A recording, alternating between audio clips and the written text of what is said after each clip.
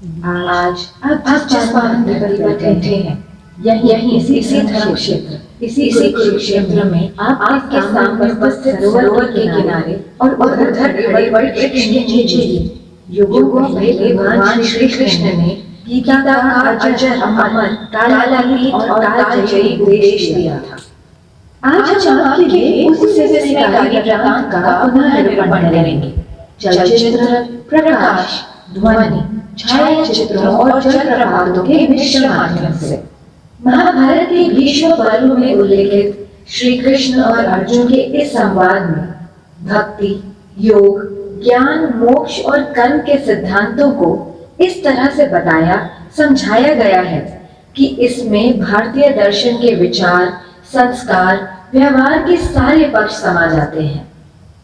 भगवद गीता का यह नवीन निरूपण आपको तभी मजा देगा जब आप भी इसके लिए मानसिक रूप से तैयार हो जाएंगे। आनंद लीजिए उस वचन का, प्रवचन का, नीति वचन और धर्मोपदेश का, जो सदा सर्वदा से शाश्वत है, सर्वव्यापी है, सार्वभौम है। प्रस्तुत है श्रीमद् भगवद गीता।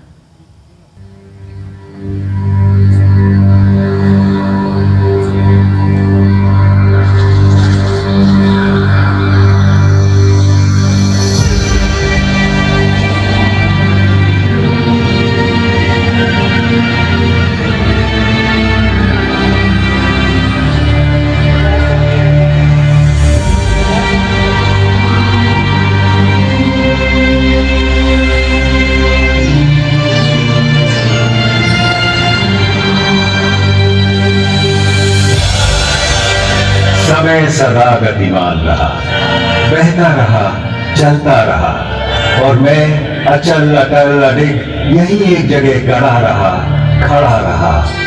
पर फिर भी हम साथ थे, क्योंकि समय के अनादि अनंत अखंड अछेद अभेद अनवरत प्रवाह को मैंने अपने इसी स्थान से, थान से, ठौर से सतत सनातन निरंतर देखा है। इसी थान से मैंने थानेश्वर महादेव या स्थानेश्वर को इस धर्म क्षेत्र में आते देखा है। इसी स्थान से मैंने सारी सृष्टि के रचयिता प्रजापति ब्रह्मा को विष्णु जी की नाभि से स्वयं सर्जित होते देखा है। इस जगह से मैंने सरित सरस्वती की धर्म धारा को कलकल बहते निहारा है और इसी ठौर से मैंने वृषदवती नदी को प्रवाहित होते देखा है। यही गड़े खड़े मैं साक्षी रहा हूं ब्रह्मा जी के ब्रह्म सरोवर बनाने और उसमें नहाने का। यहीं से मैंने सन्निध सरोवर में 7 सरस्वतियों को समाहित होते अवलोकित किया है और इस ज्योतिसर से तो मेरा जन्म का नाता है। इस सरोवर के किनारे जन्म लेकर, इसके जल से सिंचित होकर इसी स्थल पर इतिहास को बनते, बिगड़ते, बदलते देखा है आपके सम्मुख विद्यमान इस वट वृक्ष ने। इस पुरातन पवित्र पावन ब्रह्मावर्त में मैंने वेदों को अवतरित होते और पुराणों को विरचित होते देखा है। फिर अष्टांग धर्म स्थापित करने वाले सत्यनिष्ठ, दानी, दयालु, प्रतापी राजा कुरु के समय मैंने इस क्षेत्र, इस धर्म क्षेत्र को कुरुक्षेत्र कहलाते भी देखा है। भरत कुल और कुरु वंश के वंशज राजा कुरु का समय ऋग्वेद का काल कहलाता था, जब आर्यों के इसी उत्तरवेदी ब्रह्मवेदी आर्याना में अपौरुषेय वेदों का अवतरण हुआ। इस पवित्र भूमि ब्रह्मावर्त में मैंने सहस्त्राधिक हवन कुंडों की यज्ञाग्नि में मंत्रोच्चार के साथ होत्र की समिधा पढ़ते और पूरी धरती को सुगंधित धूम्र से सुवासित होते भी देखा है। फिर कुरुराज के प्रपौत्रों, कौरवों और पांडवों के समय मैंने इसी कुरुक्षेत्र को युद्ध क्षेत्र में बदलते देखा है। केवल 5 पद तो मांगे थे पांडु पुत्रों ने, पानीपत, सोनीपत, बागपत, तिलपत और इंद्रपत। पर जब 5 गांव देने से भी मना कर दिया धृतराष्ट्र के पुत्रों ने, तो तो युद्ध अवश्यंभावी हो गया था। एक ऐसा युद्ध जिसने एक वंश, एक नगर, एक राज्य, एक राजधानी, एक देश, एक संस्कृति, एक युग नहीं, पूरे भारतवर्ष को महाभारत नाम की रक्त रंजित मृत्यु और महानाश के मुख में धकेल दिया था।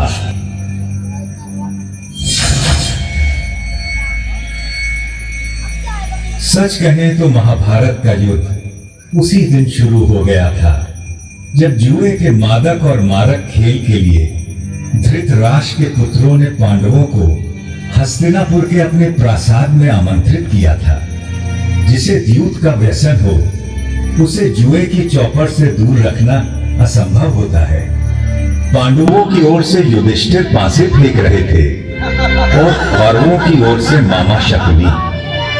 एक एक कर सारे गांव धन धान्य और संपत्ति पांडव हारते चले गए। दूसरे भाइयों ने बड़े भाई को आगे खेलने से रोकने के अनेक यत्न किए, किंतु जैसे ही युधिष्ठिर मानने को होते, शकुनी उन्हें और उकसा देता। ऐसा कैसे हो सकता है कि पांडवों के बड़े राजकुमार के पास एक भी दांव लगाने के लिए कुछ भी न हो?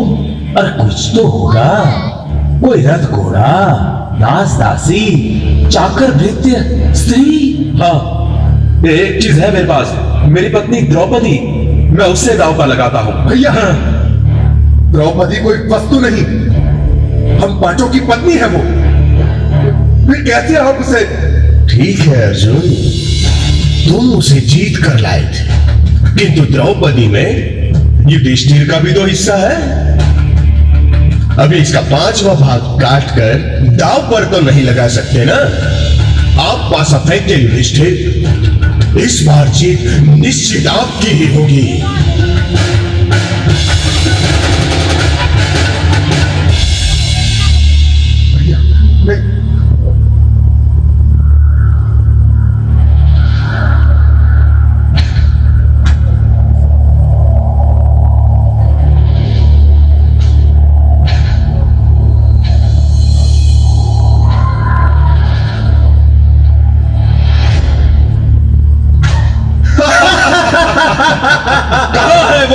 द्रौपदी, सुशासन, उसे इस दरबार में ले आओ। दुनिया तो देखे कि मैंने आज क्या जीता है।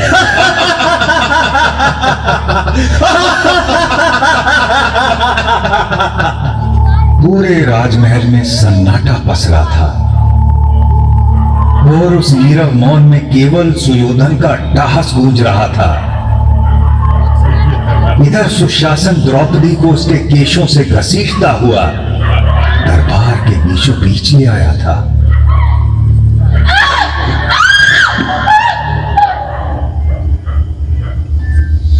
पांच पतियों की पत्नी पांचाली, उस दिन तो तुम्हें ठीक से देख नहीं पाया था, किंतु आज तुझे देखकर मैं अचंभित हूँ रूपवती द्रुपद कन्या। अभी भी ना तूने मुझे ठीक से देखा है, न जाना है, और न तेरी हिम्मत न होती इस तरह मुझे भरे दरबार में घसीटने की। पापी!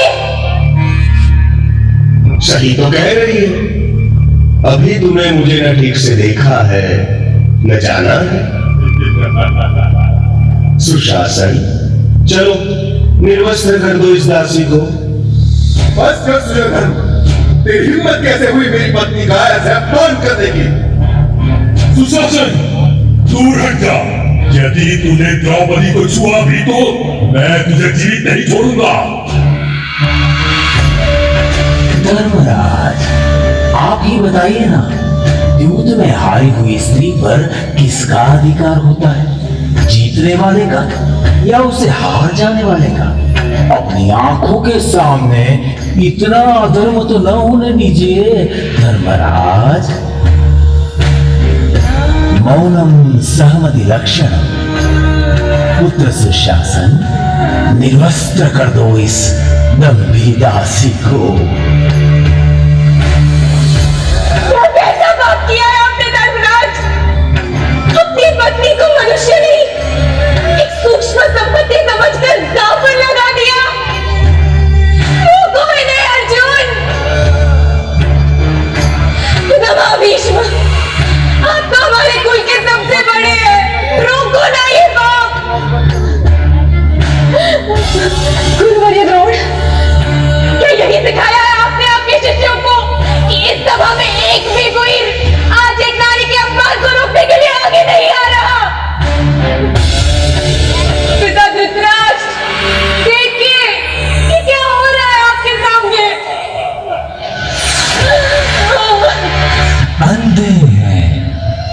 वो कैसे देखेंगे?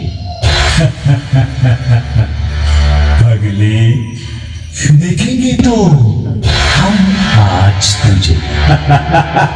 रुको से सुयोधन, वरना आज के बाद आने वाली पीढ़ियां तुझे सुयोधन नहीं, दुर्योधन के नाम से जानेगी।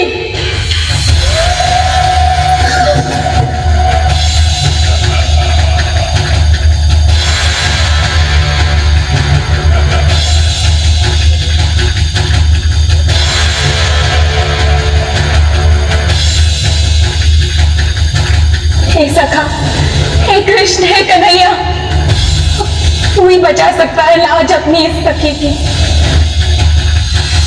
शंख चक्र गदा पाणे निलयाच्युत गोविंद पुंडरीकाक्ष रक्ष मां शरणागतम्। हा कृष्ण द्वारिकावासिन् वासी यादव नंदन इमां अवस्थां सम्प्राप्तम् अनाथां किमुपेक्षसे।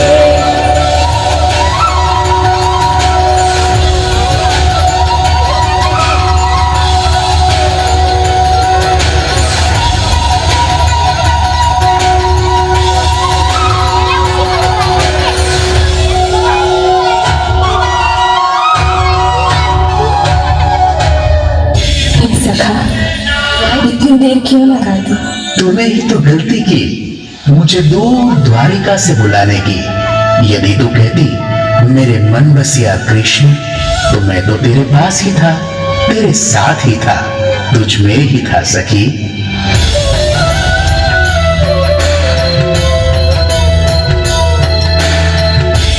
कृष्ण ने उस दिन अपनी सखी कृष्णा की लाश तो बचा ली, किंतु इस घोर पाप, इस जघन्य अपराध, संपूर्ण स्त्री जाति के इस अनादर के बाद संसार को प्रलयंकारी युद्ध से बचाना अब केशव के लिए भी संभव नहीं था।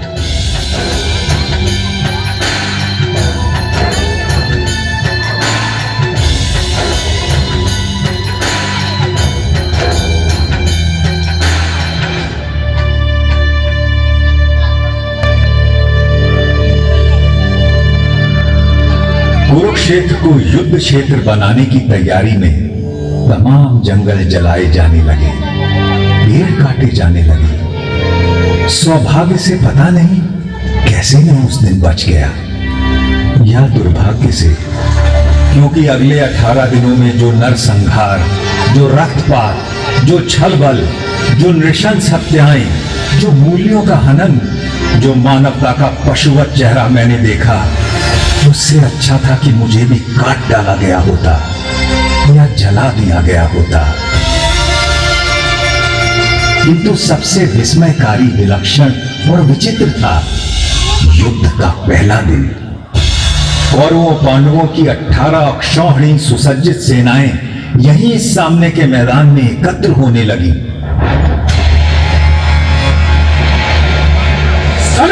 धड़क धड़क बर्छों की चमक चमक, बाणों की किरणों में हालों की चमक चमक चमक।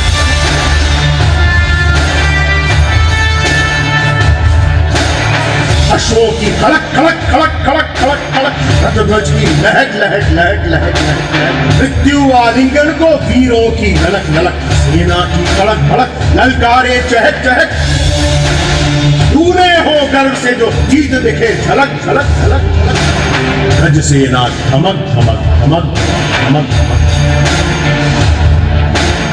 अग्निस्त्र धधक धधक धधक धधक। जय जय जय कौरव कहीं पांडव जय घोष धड़क, जय जय जय कौरव कहीं पांडव जय घोष धड़क, जय जय जय कौरव कहीं पांडव जय घोष धड़क।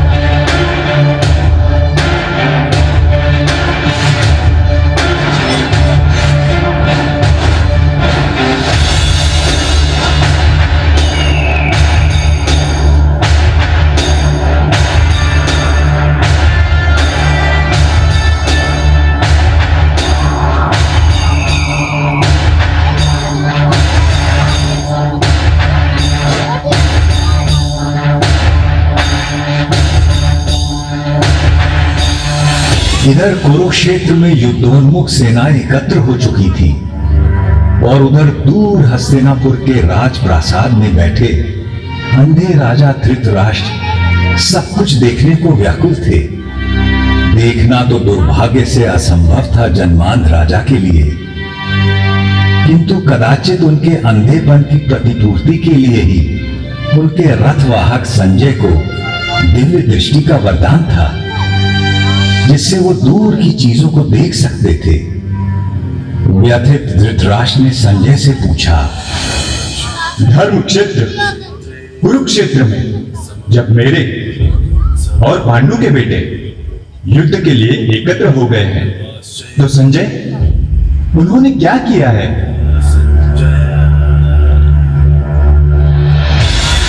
दुर्योधन को हर्षित करने के लिए कौरवों में वृद्ध महाप्रतापी पितामह भीष्म सिंह की तरह दहाड़ उठे।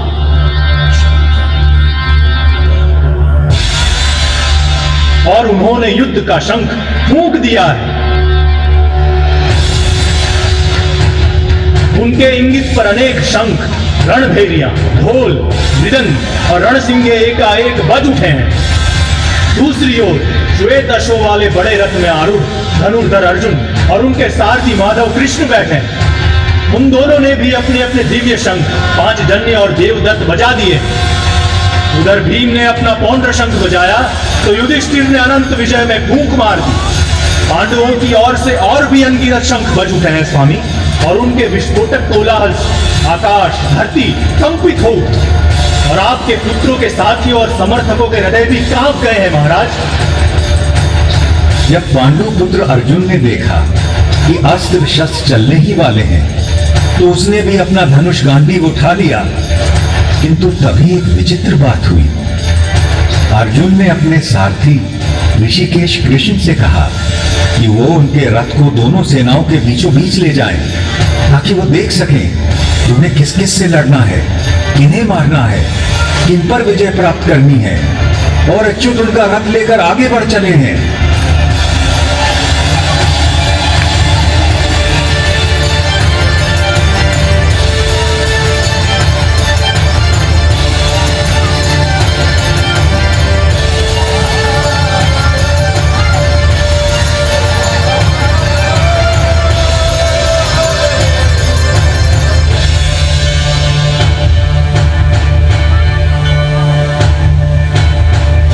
अर्जुन ने देखा कि सामने भीष्म और द्रोण थे।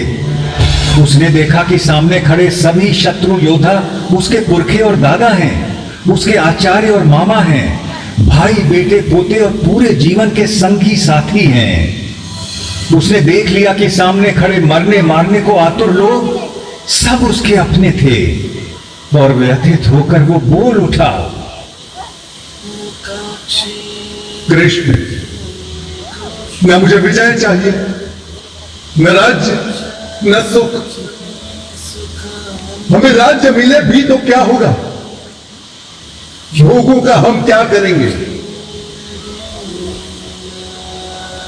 जीने में क्या रखा है? ये सब के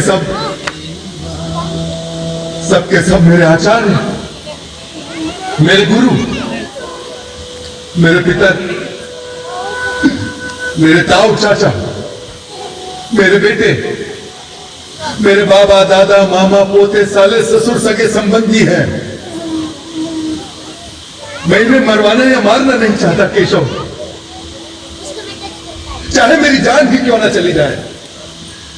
भले ही 3 लोगों का राज्य मुझे मिल जाए, फिर तो थोड़ी सी भूमि की बात ही क्या है। माना यह आतताई है, किंतु वो है तो हमारे बंधु ही।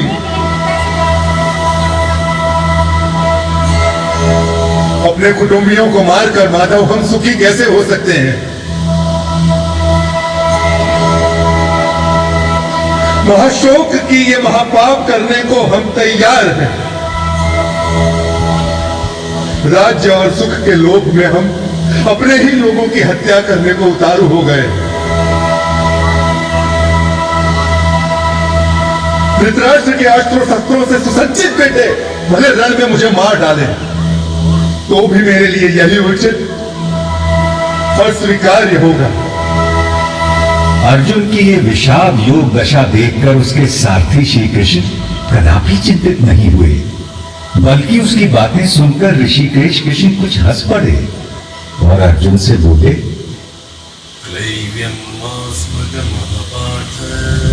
कायर मत बन पार्थ, यह तुझे शोभा नहीं देता।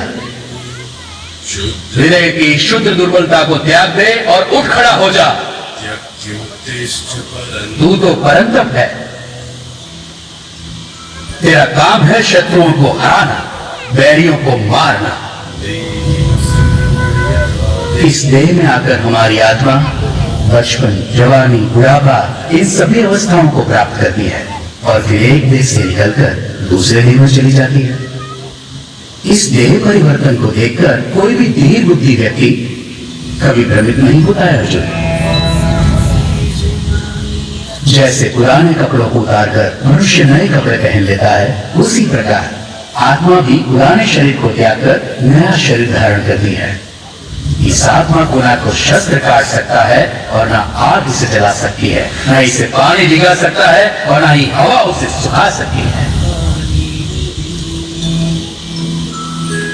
यूं सांख्य योग की बारीकियों को आगे समझाते हुए कृष्ण बोले, कुरुनंदन, इस योग में व्यवसायिक बुद्धि और कर्म निर्धारक बुद्धि दोनों एक ही है, लेकिन जो अव्यवसायी है, अकामी है, अकर्मण्य है, उसकी बुद्धि तो अनंत शाखाओं में बैठकर भटक जाती है अर्जुन।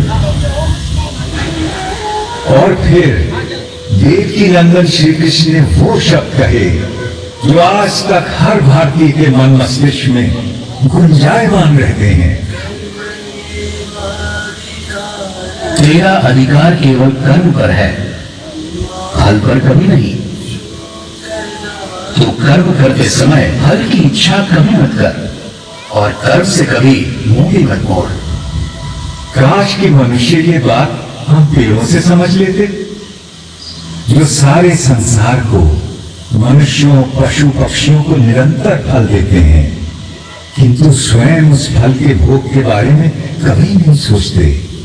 वरना तो सारे जंगल, सारे पेड़ पौधे, सारी वनस्पति कब की नष्ट हो जाती और उसके साथ संसार में संपूर्ण जीवन भी।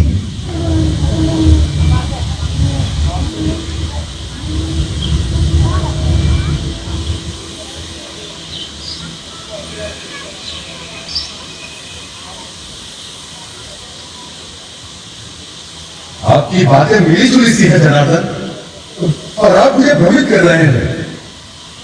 कृपया निश्चित करके कोई भी एक बात कहे जिससे कि मेरा कल्याण हो देवकी नंदन। और आपका जन्म तो कई युगों के बाद हुआ था, सतयुग, त्रेता युग, फिर आप सब कैसे जानते हैं कि आरंभ में यह सब कहा गया था? भरतवंशी अर्जुन, जब जब धर्म का ह्रास होता है और अधर्म बढ़ता है, तब तब मैं अपने आप को स्वयं सर्जित करता हूं। भले लोगों की रक्षा के लिए, बुरों के नाश के लिए और धर्म की स्थापना के लिए मैं बार बार अवतार लेता हूं, हर कल्प में होता हूं। मत्स्यः कूर्मो वराहश्च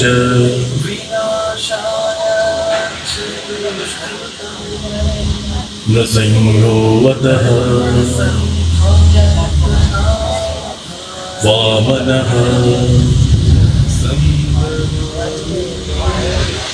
रामो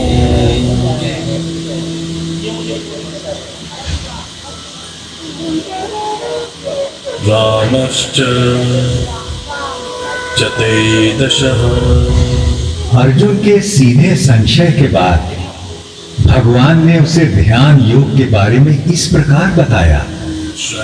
श्रद्धावान, खोजी और इंद्रियों को जीत चुके व्यक्ति को ही ज्ञान प्राप्त होता है, और ज्ञान प्राप्त होने के बाद उसे शीघ्र ही परम शांति मिल जाती है। हे कृष्ण, आपने कर्मों से संन्यास किया और फिर कर्मों के योग की भी प्रशंसा की। इनमें से सचमुच कौन सा हितकारी है कृपया निश्चित करके मुझे समझाइए। अर्जुन, अपना उद्धार अपने आप ही किया जा सकता है, स्वयं को कभी गिराना नहीं चाहिए। हम अपने मित्र भी स्वयं ही हैं और स्वयं ही अपने सबसे बड़े शत्रु भी। जो बहुत खाता है ना तो योग उसे मिलता है और ना ही उसे जो बिल्कुल नहीं खाता। ना ही बहुत सोने वाले को मिलता है और ना ही बहुत जागने वाले को। जो यथा योग्य खाता है, जो यथा योग्य पैदल चलकर विहार करने आता है, कर्म में यथा योग्य प्रयास करता है, जितना सोना चाहिए उतना सोता है, जितना जागना चाहिए उतना जागता है। ऐसे योगी का योग ही दुखों का नाश करता है। यही तो विलक्षणता थी श्री भगवान के उद्गारों की, जिसमें जीवन के प्रत्येक पहलू की बात समाहित थी। परंतु अर्जुन ने फिर एक प्रश्न किया।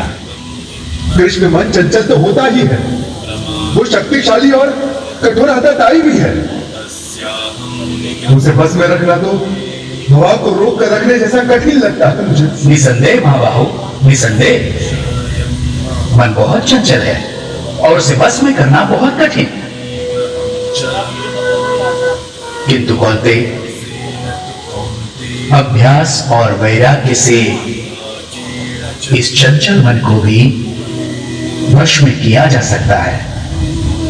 इस तरह श्री कृष्ण ने अर्जुन को आश्वस्त किया। वो मूर्ख लोग मेरा तिरस्कार करते हैं, मेरा महत्व घटाते हैं, जो ये समझते हैं कि ये समस्त भूत प्राणियों का महेश्वर और अजन्मा मैं इन सभी कार्यों को करने के लिए इस मानव देह पर आश्रित हूं। वो मेरे परम भाव, मेरे परमात्मा तत्व को न जानते हैं न पहचानते हैं। किंतु मैं पत्र, पुष्प, फल, जल, जो कोई भी मुझे भक्ति भाव से अर्पित करता है, मैं ऐसे भक्त का हर उपहार बिना किसी भेदभाव के स्वीकार करता हूं। ये सब जो आपने मुझे बताया है केशव, उसे मैं 100% सच मानता हूं। आपका रहस्य ना तो देवता जानते हैं और ना ही दानव। किंतु अपना योग और विभूति एक बार फिर से और विस्तार पूर्वक बताइए ना जनार्दन, क्योंकि आपकी वाणी और वचनों को सुनकर मुझे तृप्ति नहीं होती। अर्जुन के इस प्रश्न के उत्तर में श्री कृष्ण ने उसे विश्व रूप दर्शन योग के बारे में ज्ञान दिया। आकाश में सहस्त्र सूर्य एक साथ निकल आए तो उनका संवेद प्रकाश भी उस महात्मा की दमक की बराबरी शायद ही कर सके। इसलिए तो उठ, यश कमा, शत्रुओं को जीत, इस समृद्धशाली राज्य भोग। इन सबों को तो मैंने पहले ही मार दिया है, तुझे तो बस निमित्त बनना है पांडव। मेरे पास केवल वो लोग आ सकते हैं जो अपने समस्त कर्म मुझे अर्पित कर देते हैं, जो मेरी ओर उन्मुख हो, जो मेरे भक्त हो, जो इस संसार के सभी भूत पदार्थों और प्राणियों के प्रति शत्रुहीनता की भावना रखता हो। केवल वो ही मुझे प्राप्त कर सकता है पार्थ। शनय शनय अर्जुन का मन कुछ स्थिर होने लगा और जिज्ञासु होकर उसने श्री कृष्ण से पूछा कि कुछ वक्त हमेशा सतत उनकी उपासना करते रहते हैं और अन्य उनको अक्षर और अव्यक्त मानकर उनकी उपासना करते हैं। अब प्रश्न ये है कि उन दोनों में से वो स्वयं किसको अच्छा योगी मानते हैं। भगवान ने बड़े धीरज से उत्तर दिया। मेरा वो भक्त मुझे प्रिय है जो द्वेष नहीं करता, जो समस्त भूत पदार्थों और प्राणियों का मित्र है, जो सब पर करुणा करता है, जो निर्मम है, निर्मोही है, निरंकार है, जिसमें मैं नहीं, जो अपने को कर्मों का कर्ता नहीं मानता, जो सुख और दुख दोनों को एक समान समझता है, जो क्षमा से भरा हुआ है। मेरा वो भक्त मुझे प्रिय है जो संतोषी है, सदा योगी है, आत्मा को जीतने वाला है, इरादों का पक्का है और मन बुद्धि सब मुझ पर अर्पित करता है। जनार्दन, बहुत से लोग जो शास्त्र में बताए गए तरीके से हटकर पूजा यज्ञादि करते हैं, उनकी आस्था कैसी है? भारत, सबकी श्रद्धा अपने अपने व्यक्तित्व और स्वभाव के अनुरूप होती है। मनुष्य श्रद्धा का पुतला है। जिसकी जैसी श्रद्धा होती है वैसा ही वो होता है। आप अर्जुन ने एक अंतिम प्रश्न किया। महाबाहु, ऋषिकेश, केशिनी शूदन, मैं संन्यास का और त्याग का तत्व भी जानना चाहता हूं। इनमें से सचमुच कौन सा हितकारी है यह भी समझना है मुझे। कवि, मेधावी और विद्वान एक बात अच्छी तरह से जानते हैं कि संन्यास उन कर्मों का परित्याग है जो फल की कामना से किए जाते हैं, और दूसरे विवेचक सभी कर्मों के फल के त्याग को ही त्याग मानते हैं। सात्विक कर्ता वो है जिसमें आसक्ति नहीं होती, जो अहमवादी नहीं होता, जो धैर्य और उत्साह से भरा होता है, जो काम के पूरा होने ना होने में सिद्धि असिद्धि में भी निर्विकार रहता है। इसलिए हे पार्थ, तू सभी धर्मों का त्याग करके मेरी शरण में आ, मैं तुझे सब पापों से मुक्त कर दूंगा। तू शोक मत कर। पांडव श्रेष्ठ महाबाहु अर्जुन। अच्युत, आपकी कृपा से मेरा भ्रम नष्ट हो गया है, स्मृति वापस लौट आई है, संदेह दूर हो गए हैं, और अब मैं दृढ़ हूं कि अब से आपका कहा करूंगा। अर्जुन के मन से विषाद, करुणा, ग्लानि, शंका और निराशा छूमंतर हो गई, और अर्जुन ने अपना गांडीव उठा लिया और प्रतिज्ञा तान दी। अब महाभारत होने को कोई नहीं रोक सकता था।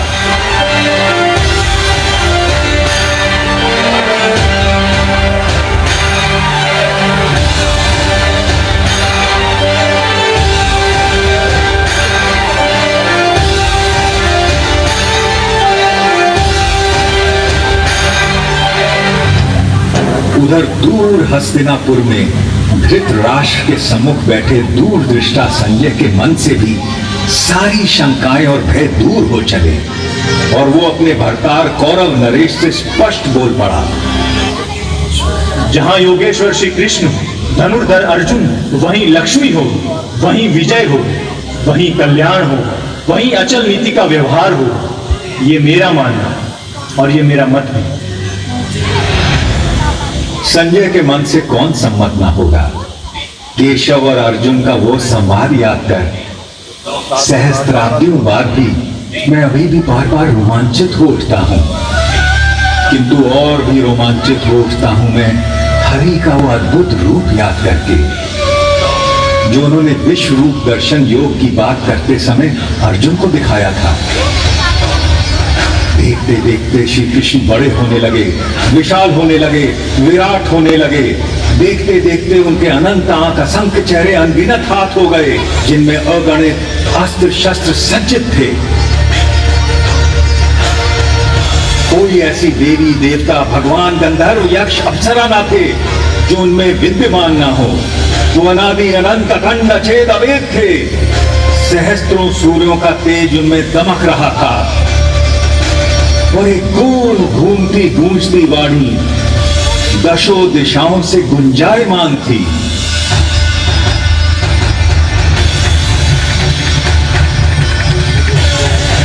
मैं अक्षर हूँ, अनिर्देश्य हूँ, अव्यक्त हूँ, सर्वज्ञ हूँ, चिंतन से परे कूटस्थ हूँ, अचल हूँ, ध्रुव हूँ। मैं ही भूतों के भीतर स्थित आत्मा, उनका निजत्व, उनका अपनापन हूँ। आदित्यों में विष्णु, प्रकाशों में सूर्य, मारुतों में मारीची, नक्षत्रों में चंद्र, वेदों में सामवेद, देवताओं में इंद्र, स्त्रियों में मन, प्राणियों में चेतना, रुद्रों में शंकर, यक्षों में कुबेर, वसुओं में अग्नि, पर्वतों में मेरु, पुरोहितों में बृहस्पति, सेनापतियों में स्कंद, जलाशयों में समुद्र, महर्षियों में भृगु, वाणी में ओम, यज्ञों में जप, अचल पदार्थों में हिमालय, पेड़ों में अश्वत्थ, देवर्षियों में नारद, गंधर्वों में चित्ररथ, मुनियों में कपिल, अश्वों में उज्जय गवा, गजों में ऐरावत, मनुष्यों में राजा, हथियारों में वज्र, गौओं में कामधेनु, जन्मदाताओं में कामधेनु, नागों में वासुकी, पशुओं में सिंह, पक्षियों में गरुड़, मछलियों में मगरमच्छ, पवित्र जटाओं में पवन, ऋचाओं में बृहत्साम, छंदों में गायत्री, ऋतुओं में वसंत, नदियों में गंगा, शस्त्रज्ञों में राम, विद्याओं में अध्यात्म, सृष्टियों का आरंभ अंत मध्य मैं ही हूँ। सभी समाप्त होने वाला काल भी मैं हूँ पार्थ, सबका हरण करने वाली मृत्यु मैं हूँ, भविष्य में होने वाले जन्मों का कारण भी मैं ही हूँ। मैं विश्व को मुख हूँ, ये पूरा विश्व मेरा मुख है।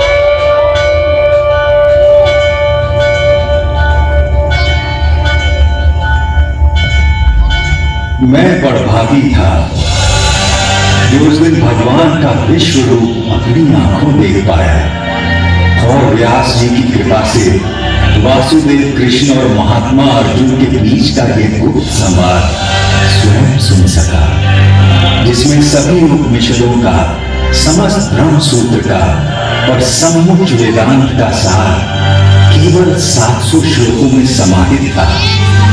कभी तो कहते हैं कि जिसने इस उपनिषद ब्रह्म विद्या योग को जान लिया और श्रीमद् भगवद गीता को मान लिया, वह वास्तव में विद्वान, सचमुच में सर्वज्ञ और यथार्थ योगी बन जाता है। आशा है आज की इस रात के बाद कल का सवेरा आपके जीवन में एक नया प्रकाश, नई आशाएं और निष्काम कर्म के प्रति एक नवीन ऊर्जा लेकर आएगा। तब तक मैं केवल इतनी ही कामना करूंगा, सब सुखी हो, निरोगी हो, कल्याण हो सबका और कोई दुख न होगे। सर्वे भवन्तु सुखिनः, सर्वे सन्तु निरामयाः, सर्वे भद्राणि पश्यन्तु, मां कश्चित् दुर्भाग्ये। ओम शांति शांति शांति।